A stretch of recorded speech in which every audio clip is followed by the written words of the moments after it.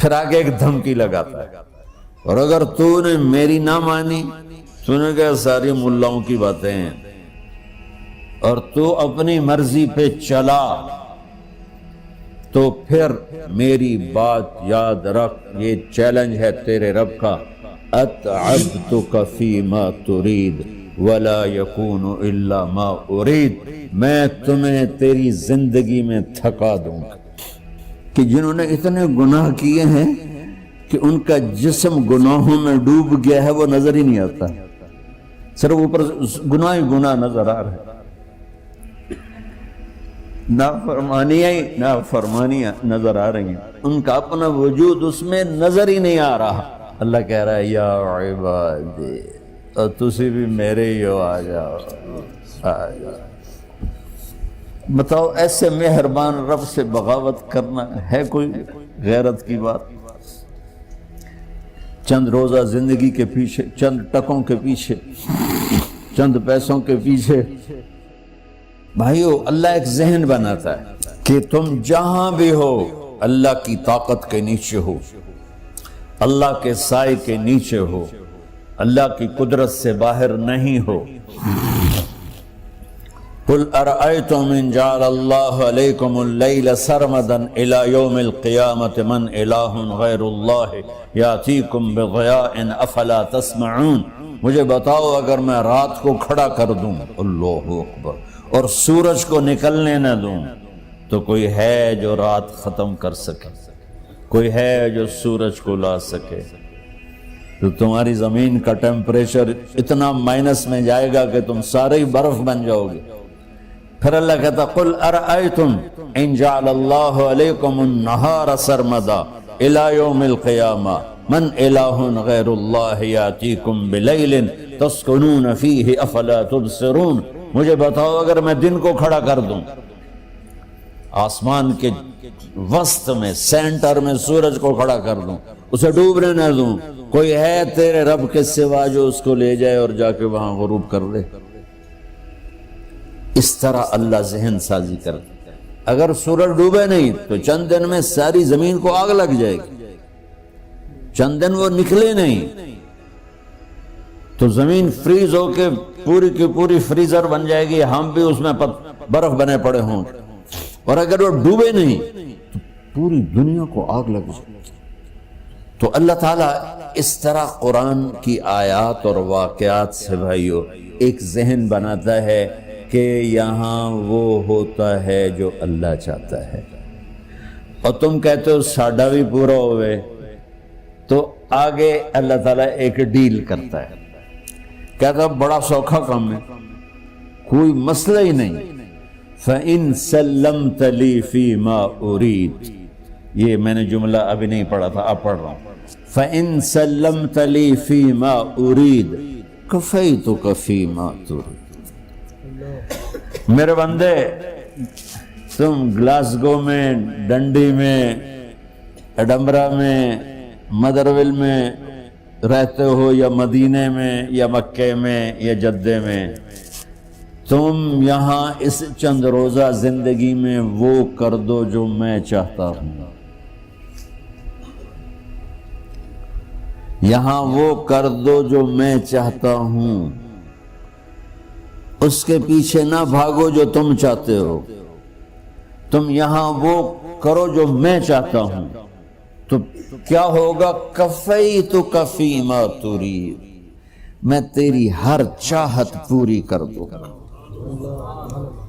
تیری ہر چاہت پوری۔ یہیں سے دیکھو ہم اپنی مرضی پوری کیوں کرتے ہیں؟ سیٹسفیکشن کے لیے۔ اور آج جیسی دنیا ڈپریشن کا شکار ہے کبھی نہیں ہوئی۔ ساری دنیا میں جو دوا سب سے زیادہ بک رہی ہے وہ ڈپریشن کی، پوری دنیا،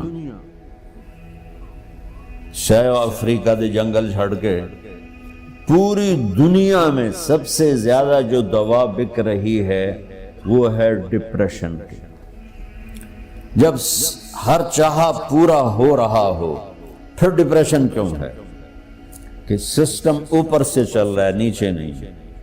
کیا لطف انجمن کا جب دل ہی بجھ گیا ہو، اللہ دل کو کی خوشیاں نکال لے تو دنیا کی کوئی رونق اللہ کی قسم آپ کو خوشیاں نہیں دے سکتی، اور اللہ دل میں خوشیاں بھر دے تو موت کو بھی ہنستے ہوئے گلے لگاؤ۔ میرے نبی کے نواسے نے کربلا میں کس خوشی سے موت کو گلے لگایا، کس خوشی سے اولاد کو ذبح کروایا، کس خوشی سے سر کو نیزے پہ چڑھوایا۔ تو اللہ تعالی ہم سے ایک ڈیل کرتا ہے، فَإِن سَلَّمْتَ لِي فِي مَا أُرِيد، چند دن ہیں زندگی کی، اس میں وہ کر دو جو تیرا رب کہہ رہا ہے۔ اور اللہ کی قسم اللہ ہر وہ شے کہتا ہے جو میرے لیے مفید ہے، اور اللہ کی قسم اللہ ہر اس شے سے روکتا ہے جو میرے لیے نقصان دہ ہے۔ تو پھر اللہ کہتا ہے کفیتک فی ما ترید، جو چاہو گے کر دوں گا۔ یہیں سے شروع کر دوں، پھر آگے ایک دھمکی لگاتا ہے، فَإِن لَّمْ تُسَلِّمْ لِي فِي مَا أُرِيدُ، اور اگر تو نے میری نہ مانی، تو نے کہا ساری ملاؤں کی باتیں ہیں، اور تو اپنی مرضی پہ چلا، تو پھر میری بات یاد رکھ، یہ چیلنج ہے تیرے رب کا، اتعبتک فی ما ترید ولا یکون الا ما ارید، میں تمہیں تیری زندگی میں تھکا دوں گا، جس کو آج ڈپریشن کہتے ہیں، میں تجھے تیری زندگی میں تھکا دوں گا، تیری خواہشات پوری کر کے بھی تجھے رلا دوں گا، اور پھر آخر میں ہوگا وہ جو تیرا رب چاہتا ہے۔ تو اس تھوڑی سی زندگی میں کیوں نہیں وہ کر لیتے ہو جو وہ کہہ رہا ہے؟ وہ میرا رب ہے، میرا باس، میرا رب۔ باس کو صرف آرڈر دینے آتے ہیں، چونکہ وہ خالق نہیں، اس نے مجھے بنایا ہے، وہ مجھ سے پیار کرتا ہے۔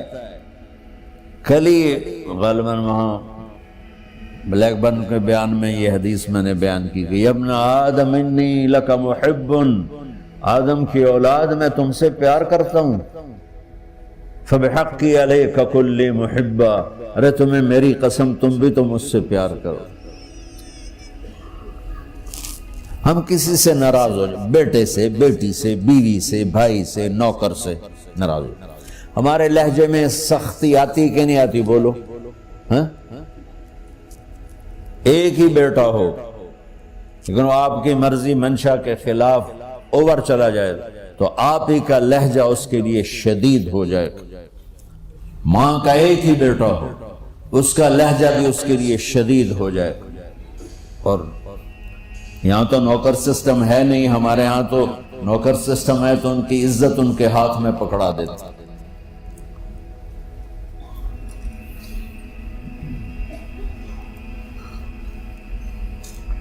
اللہ ہمارے ساتھ کیسے بات کرتا ہے؟ کس سے؟ نافرمانوں سے۔ جس آدمی کے پاس پاور ہے اور اس کے نیچے کچھ لوگ ہیں، جب اسے اپنے لوگوں میں کمی نظر آئے گی اور غلط کام کرتا دیکھیں گے، وہ ضرور روڈ ہو جائیں گے۔ ایک ہی کی تک 100 باری سمجھایا، پھر ہمیں کرن بہ جان دو، شرم کرو، کچھ مفتی روٹیاں کھان دو، مفتی تنخواہ لین دو۔ یہ پوری دنیا میں یہی ہو رہا ہے۔ تھوڑے سے میں نے پنجابی لہجہ اختیار کر لیا، یہاں تھوڑا سا انگریزی میں مہذب طریقے سے ڈانٹ ڈپٹ ہو جاتی ہوگی، لیکن یہ نیچر ہے۔ میں قربان جاؤں، یہ سارا قرآن بھرا پڑا ہے، صرف ایک آیت آپ کو بتاتا ہوں۔ کیا اس کے بعد حق بنتا ہے کہ ہم اس کی نافرمانی کریں؟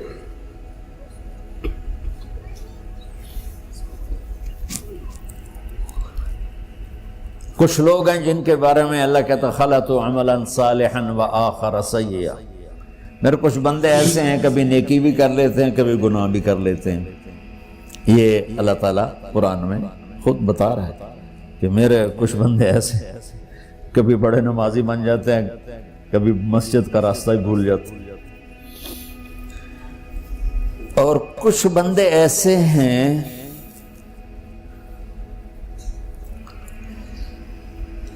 جنہوں نے جب سے آنکھ کھولی ہے اس دن سے لے کر آج تک ایک کام اللہ کو راضی کرنے والا نہیں کیا. ایسوں سے بھی دنیا بھری پڑی ہے. اور ایک بہت بڑا دنیا کا طبقہ ہے جو اللہ کو جانتا ہی نہیں ہے، جانتا ہے تو غلط طریقے سے جانتا ہے. اور ایک بہت بڑا طبقہ ہے جو اللہ کو مانتا ہی نہیں کہ ہے ہی کوئی نہیں، ایتھیسٹ ہوں میں ایتھیسٹ ہوں. تو میرے بھائیو، میں اللہ کی قسم کھا کے کہہ رہا ہوں کہ کس محبت سے اللہ نے ان لوگوں کو پکارا ہے، کاش میں آپ کو اس کی وضاحت کر سکوں. یا عبادی الذین اسرفوا علی انفسہم.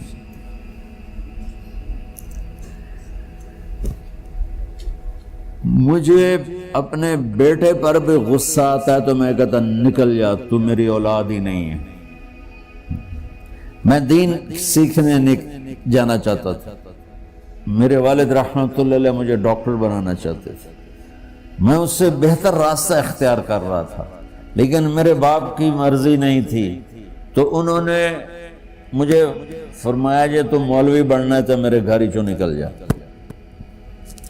میرے کانوں میں وہ الفاظ آج بھی گونج رہے ہیں. وہ میرے خالق نہیں تھے، میرے والد تھے. خالق تو میرا اللہ ہے، اور میں اللہ کی فرمان برداری کا ایک کام نہیں کرتا ہوں. اللہ کی فرمان برداری کا ایک کام نہیں کرتی مرد عورت، ٹھیک؟ تو اللہ کو غصہ اس حساب سے آنا چاہیے کہ بدبخت ہو، بے غیرت ہو، شرم نہیں آتی تنوں ڈوب کے مر جاؤ. میں قربان جاؤں. اللہ کہتا ہے یا عبادی، او میرے بندو. یہ پتہ کن کو کہہ رہا ہے؟ جو تبلیغ کرتے ہیں، جو علم پڑھتے ہیں، جو یہ بچے کی طرح مصلی پہ نماز پڑھاتے ہیں، جو میری طرح ممبر پہ بیٹھ کے دین بیان کرتے ہیں، جو راتوں کو اٹھ کے تہجد پڑھتے ہیں. میرے بندو،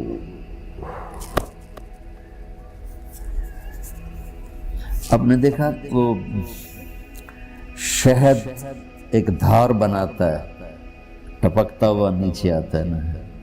اللہ کی قسم اس آیت سے اللہ کی محبت کا شہد یوں نکلتا نظر آتا ہے.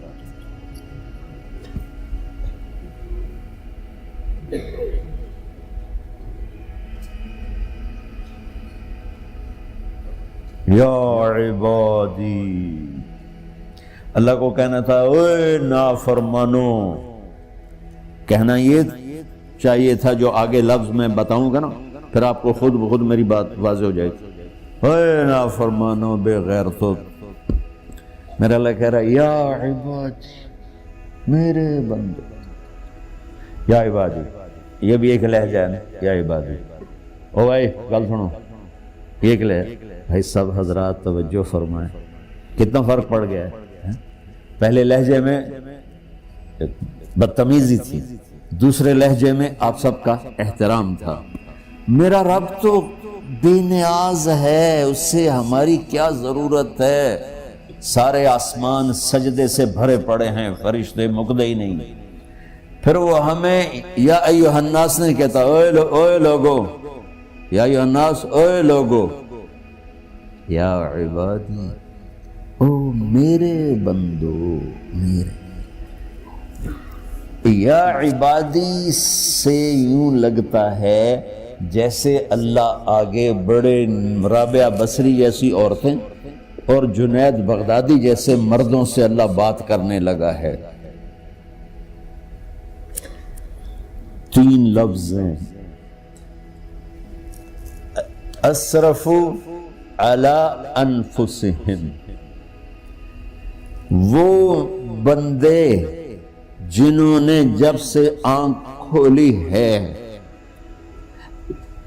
ایک دفعہ بھی مجھے خوش کرنے کا کام نہیں کیا، آ جاؤ تم بھی میرے ہی ہو۔ سبحان اللہ نے ایسے باہیں پھیلا دی اپنی رحمت کی۔ یا عباد، تقوی والے نہیں کہا،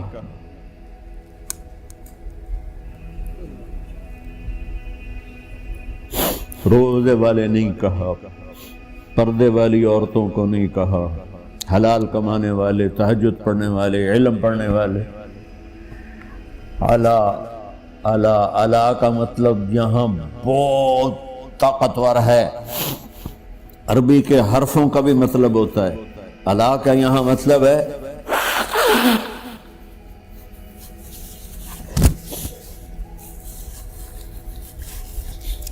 آپ نے اس ممبر کو کور کیا ہوا ہے کپڑے کے ساتھ، کہیں سے نظر آ رہا ہے؟ بولو، کہیں سے نظر آ رہا ہے؟ اس کو اعلیٰ کہتے ہیں۔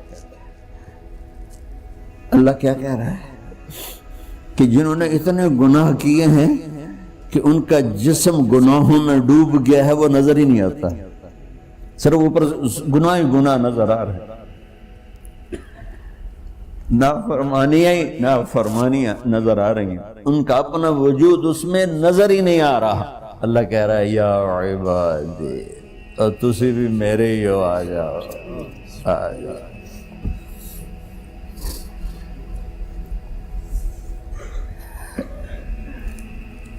بتاؤ ایسے مہربان رب سے بغاوت کرنا ہے کوئی غیرت کی بات؟